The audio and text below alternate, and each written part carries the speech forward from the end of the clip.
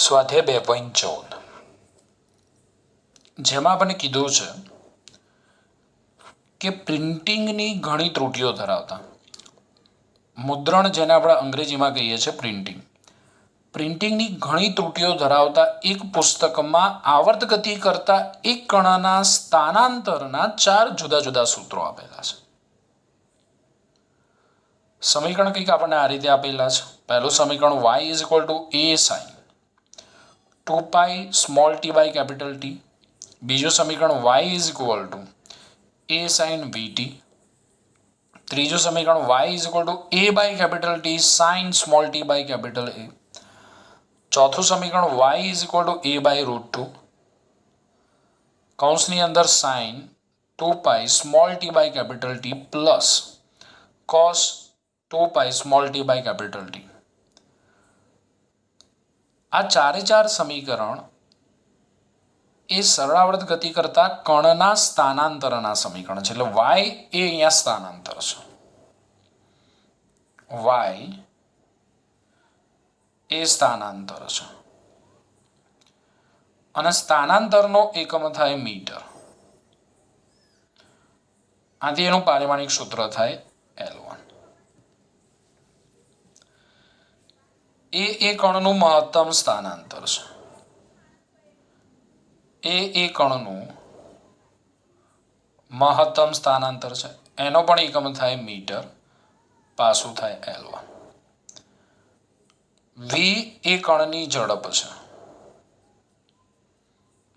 કણની ઝડપ, ઝડપનો એકમ થાય મીટર પર સેકન્ડ. આથી એનું પારિમાણિક સૂત્ર થાય L1 બાય T1 અથવા L1 into T minus 1. T આવર્તકાળ છે.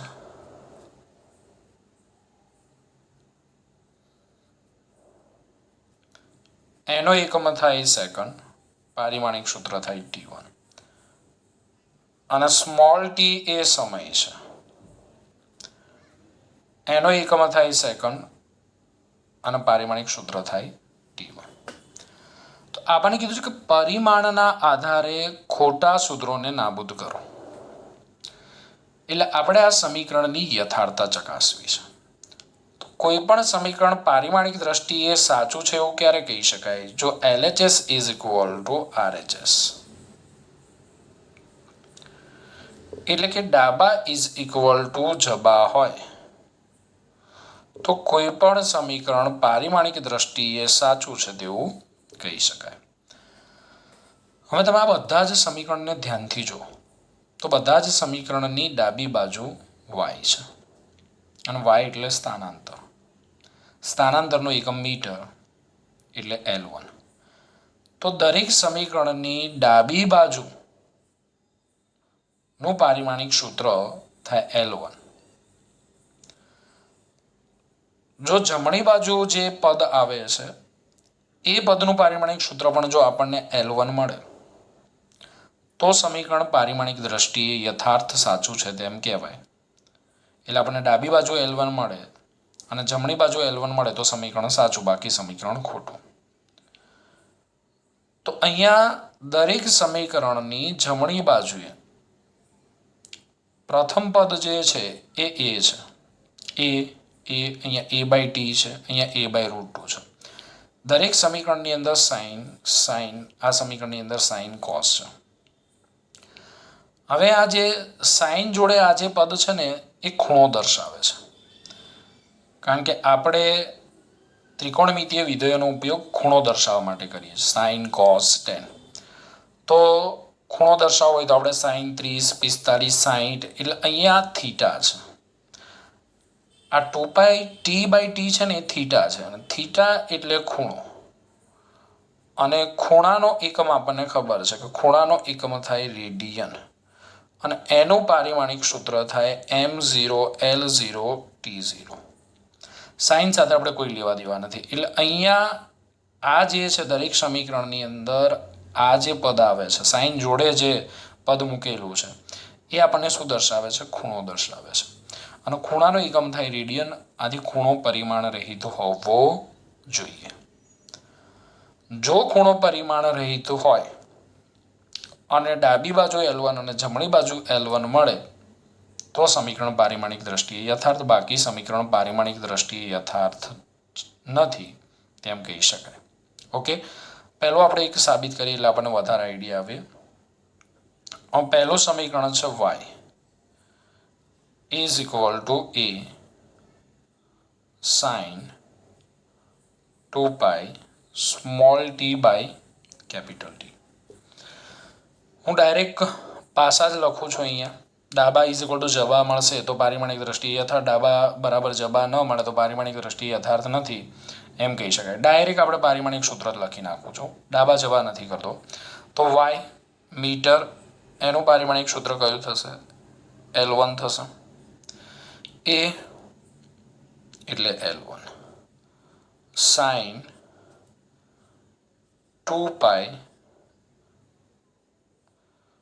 ટી, સ્મોલ ટી એટલે T1, કેપિટલ ટી એટલે પણ T1, કારણ કે આવર્તકાળનો એકમ સેકન્ડ, સમયનો એકમ સેકન્ડ એટલે T1.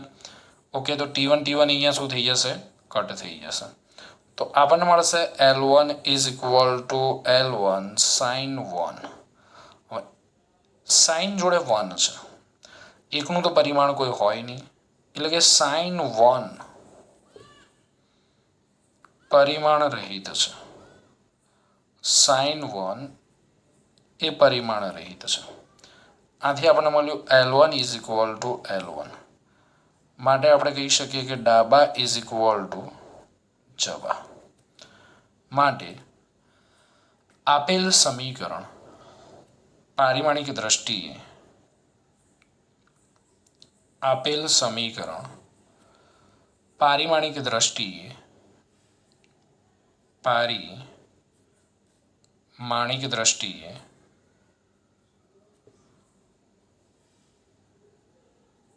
સાચું છે તેમ કહી શકાય. આપેલ સમીકરણ પારિમાણિક દ્રષ્ટિએ સાચું તેમ કહી શકાય. ઓકે, તમે ડાબા L1 લઈને પછી જબાને સાબિત કરીને પણ ડાબા ઇઝ ઇક્વલ ટુ જબા છે કે ડાબા ઇઝ ઇક્વલ ટુ જબા નથી તે ચેક કરી શકો છો. ગમે તે રીતે અગાઉ મેં તમને સમીકરણ યથાર્થ કરવાની રીત શીખવાડી છે, એ રીતે પણ તમે જાઓ તો કોઈ વાંધો નહીં.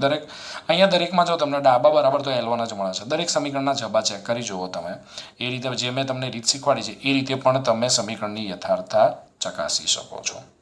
ઓકે, ચલો બીજું સમીકરણ જોઈએ. બીજું સમીકરણ આપણને આપેલું છે y is equal to a sin vt. બરોબર છે, y is equal to a sin vt. ચલો, y એટલે સ્થાનાંતર મીટર L1, a એટલે L1 sin, v એટલે L1 બાય T1, t એટલે T1 કટ, તો L1 અને અહીંયા આપણને મળ્યું સાઇન L1. એટલે આ જે ખૂણો છે એ ખૂણો પરિમાણ રહિત નથી અહીંયા, કારણ કે આપણને આ જે જવાબ છે એ M0 L0 T0 મળવો જોઈએ, જે મળતો નથી. એટલે કે અહીં આપણે કહી શકાય કે અહીં ડાબા નોટ ઇક્વલ ટુ જબા. કેમ? કારણ કે ખૂણો VT પરિમાણ રહિત નથી. ઓકે, ખ્યાલ આવે છે? ખૂણો જે છે અહીંયા, તો ખૂણો કયો છે? VT છે, અને VT એ પરિમાણ રહિત નથી. માટે આપેલ સમીકરણ પારિમાણિક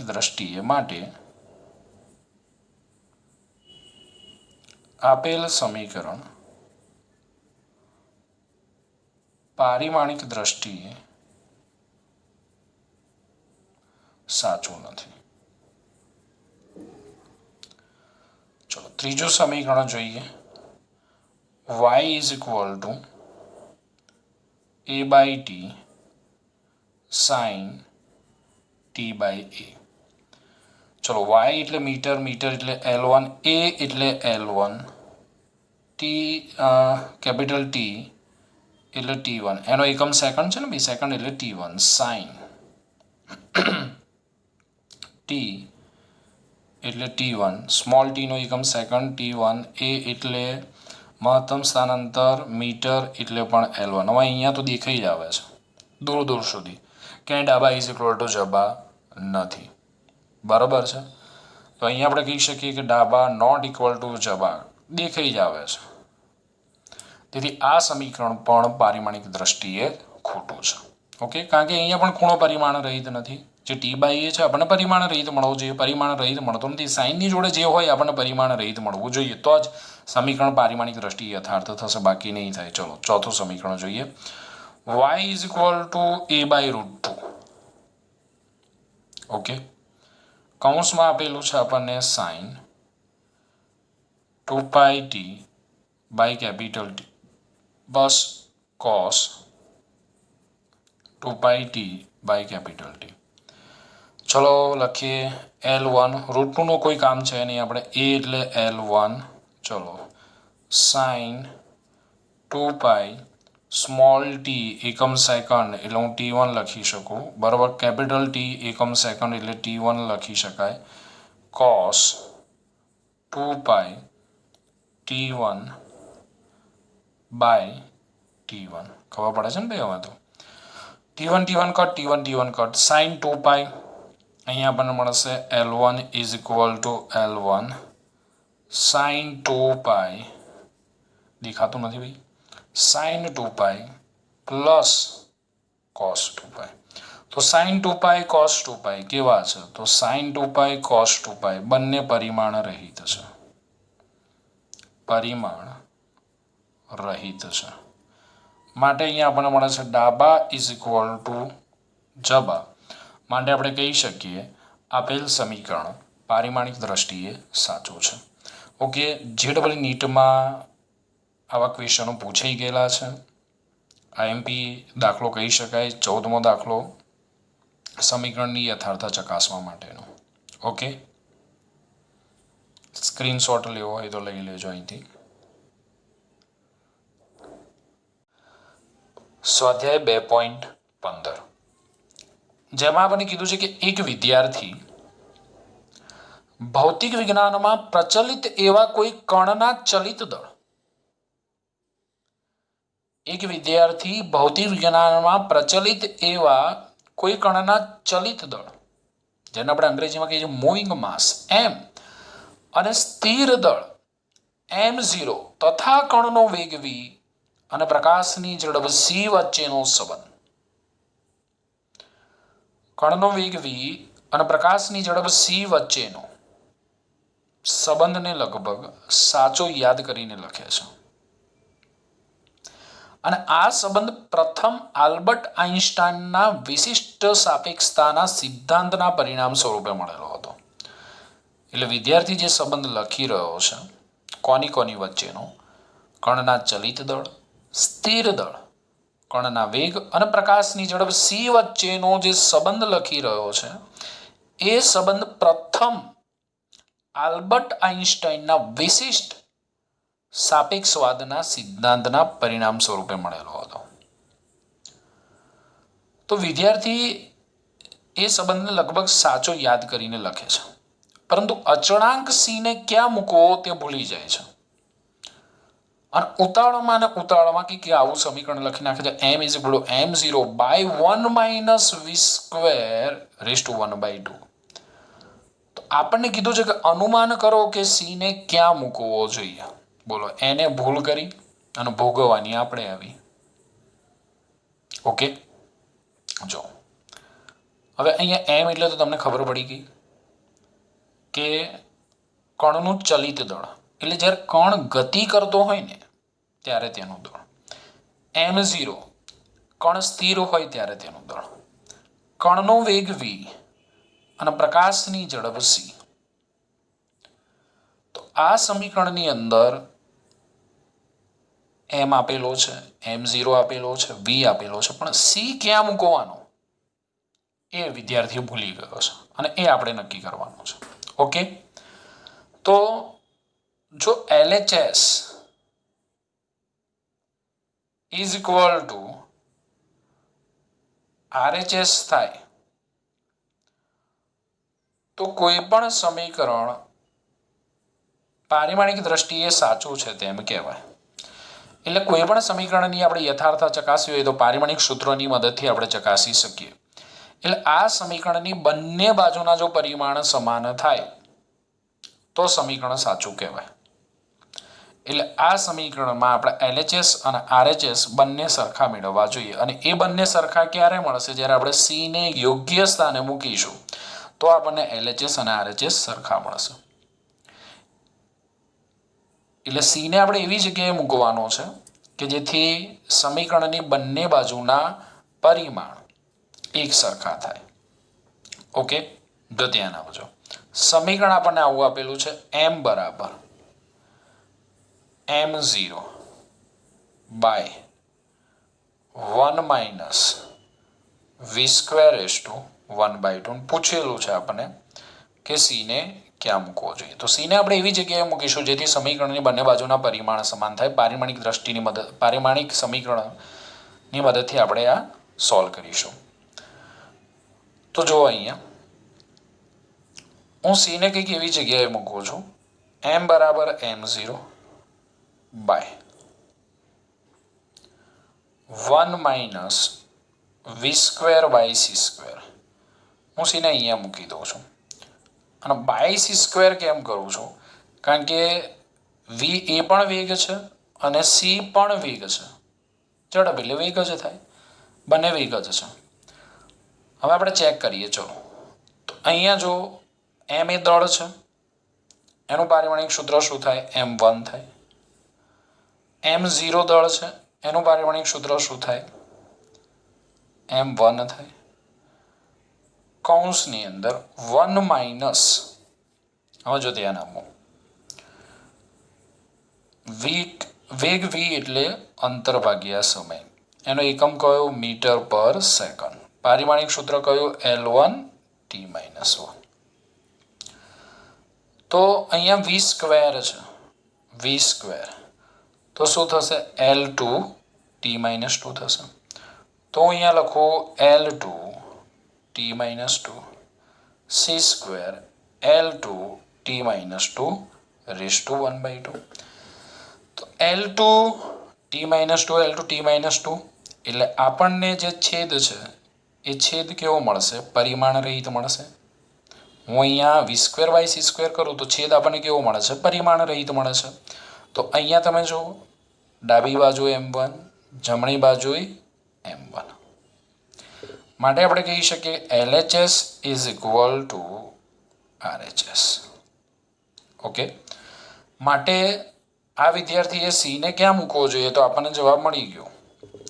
v square by c square કરવામાં આવે એટલે કે આખું સમીકરણ આપણને આવું મળે, m is equal to m0 by 1 minus v square by c square raise to 1/2. તો આપણને LHS is equal to RHS મળે. એટલે કે C ને આપણે અહીંયા મૂકવો પડે, c સ્ક્વેર કરીને આપણે મૂકવો પડે. C એટલે ખબર છે તમને? પ્રકાશની ઝડપ. અને આપણે પ્રકાશની ઝડપ પ્રકાશની ઝડપ કેટલી લઈએ? તો પ્રકાશની ઝડપ આપણે લઈએ 3 × 10⁸ મીટર પર સેકન્ડ. આ યાદ રાખજો. તમારે આટલું લાંબુ નથી લખવાનું. પરીક્ષામાં એક જ માર્ક્સનું પૂછાય તો તમારે ડાયરેક્ટ જવાબ જ લખી નાખવાનો છે કે m is equal to m0 by 1 minus v square by c square raise to 1/2. એ સાચું સૂત્ર છે. બીજી કોઈ જ માથાકૂટ કરવાની નથી. આ તો મેં તમને પ્રૂવ કરીને બતાવ્યું, ખબર પડે કે કઈ રીતે આપણને ખબર પડે કે અહીંયા c સ્ક્વેર મૂકવો જોઈએ. ધારો કે હું અહીંયા c સ્ક્વેર મૂકે તો પછી અહીંયા L2 t-2 આવે તો અહીંયા સમીકરણ શું મળે? m1 L2 t-2 મળે. બરોબર છે. તો LHS not equal to RHS હતા. તમે બીજી કોઈ પણ જગ્યાએ c સ્ક્વેર કે c ને મૂકીને જુઓ તો LHS નોટ ઇક્વલ ટુ તમને RHS મળે. ખાલી અહીંયા જ તમે મૂકશો તો જ તમને LHS ઇક્વલ ટુ RHS મળશે. તો આ રીતે કોઈ સમીકરણ આપેલું હોય અને એ સમીકરણની અંદર આપણને સુધારો કરવાનો કે તો આ રીતે આપણે પારિમાણિક વિશ્લેષણની મદદથી LHS ઇઝ ઇક્વલ ટુ RHSની મદદથી સમીકરણની યથાર્થતા ચકાસી શકીએ છીએ. દોસ્તો, આ જે સમીકરણ છે ને એક બહુ અગત્યનું સમીકરણ છે. જો કોઈ કણ સ્થિર હોય તો અહીંયા કીધું છે કે એનું દળ m0 હોય અને આપણને ખબર છે કે કોઈ પણ પદાર્થનું દળ અચળ હોય, પણ આ વસ્તુ ધ્યાનમાં રાખજો, જો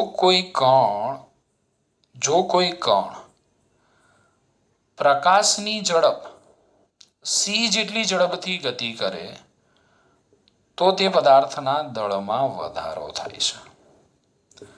અને એ સૂત્ર છે 1 માઇનસ v²/c²(1/2). જો કોઈ કણ કે પદાર્થ પ્રકાશની ઝડપ જેટલી ઝડપથી ગતિ કરે તો એ પદાર્થના દળમાં વધારો થાય, અને એ પદાર્થના સ્થિર દળ અને ગતિવાન દળ વચ્ચેનો સંબંધ છે m m0/1 - v²/c²(1/2). ઓકે, તો આ ધ્યાનમાં રાખજો. આપણે દરેક કિસ્સામાં એવું ના કહી શકીએ કે પદાર્થનું દળ અચળ જ રહેતું હોય. એટલે જ્યારે આપણે ન્યૂટનની ગતિનો બીજો નિયમ સાબિત કરવાનો આવશે ને ત્યારે ત્યાં એક વાક્ય લખ્યું હશે, જો પદાર્થનું દળ અચળ રહેતું હોય, એનો અર્થ એવો થાય કે પદાર્થનું દળ બદલાઈ શકે. ક્યારે બદલાઈ શકે? જ્યારે કોઈ કણ પ્રકાશની ઝડપ જેટલી ઝડપથી ગતિ કરે, પરંતુ વાસ્તવમાં શક્ય નથી. કોઈ પણ કણ કે પદાર્થ પ્રકાશની ઝડપ જેટલી ઝડપથી ગતિ કરી શકે નહીં. ઓકે, તો જવાબમાં ખાલી શું લખીશું? ફક્ત સાચું સૂત્ર જ લખવાનું, પરીક્ષામાં પૂછાય તો. ઓકે, પણ મેં તમને ટ્રીક શીખવાડી કે કોઈ પણ સમીકરણ બરાબર છે ખોટું આપેલું હોય ને એને તમને સુધારવાનું કીધું હોય તો LHS RHSની મદદથી આપણે સમીકરણમાં સુધારો કરી શકીએ છીએ.